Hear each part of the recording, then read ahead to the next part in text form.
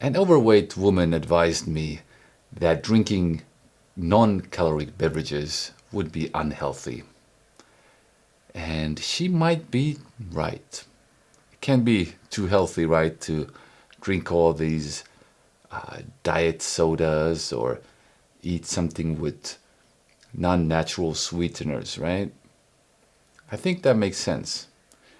But when you look at our whole life and you look at the bad things we eat and the good things we eat, is really this our biggest problem?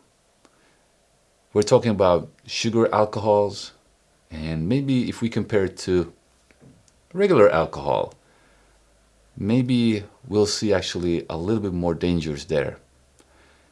Now, usually when we look at Diet Coke and real Coke, you see a comparison between the calories and the real sugar and the sweetener that has been used, if it's aspartame or something else.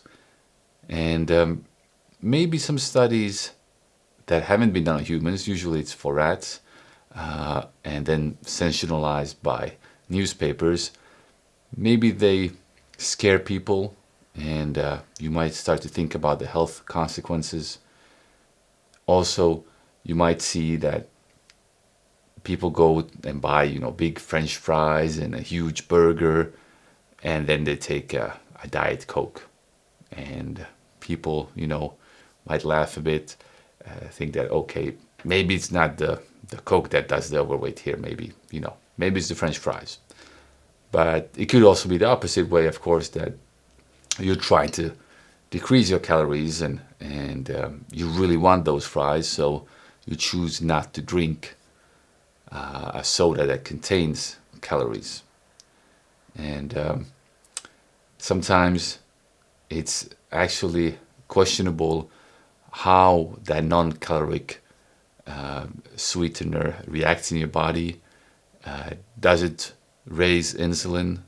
Well, we can see that a lot of people that have diabetes, they show that it doesn't.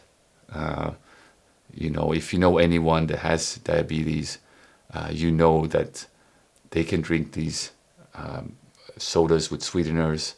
And the key is, the sweetener itself has just as many calories as sugar, but you need so little of it because it's 200 or more times sweeter than real sugar. And I think looking at the diabetes patients and regular people with diabetes, people live with that, and how they live and what they drink, I think that gives a more realistic picture than a study. Now, when you look at the studies, the ones I've seen, they always show quite a large amount you have to use in order to have bad effects on the body. And I read somewhere it was about 20 cans of diet soda would be needed to actually get that much of these sweeteners in you that it would have a bad effect on you. And that's if you take it every day. So that's the ADI of the consumption. Now, the rampant use of these sweeteners is, of course, a concern, and especially in countries where maybe you don't have the regulation to support it. Some countries are a little bit freer in what you can sell, so almost anyone can create a product and just sell it. And if it might include something like a sweetener, they can just put a label on that, okay, this product hasn't been approved by that particular agency or the government, and you can still sell it. And this is something you see with sports supplements, and especially with sports supplements, you can see a big difference in different countries, what is approved and what is not. And here, I really recommend that you check maybe on the safer side. There are countries that are more strict, and there are countries that actually control the substances that are sold in the country. And it's always better to, if you choose a supplement, have a look, is it sold in every country in the world? If it's sold in every country in the world, it probably means that it's a little bit safer, at least it's controlled. And don't be fooled, a lot of products are sold in multiple countries, but it's not the same content.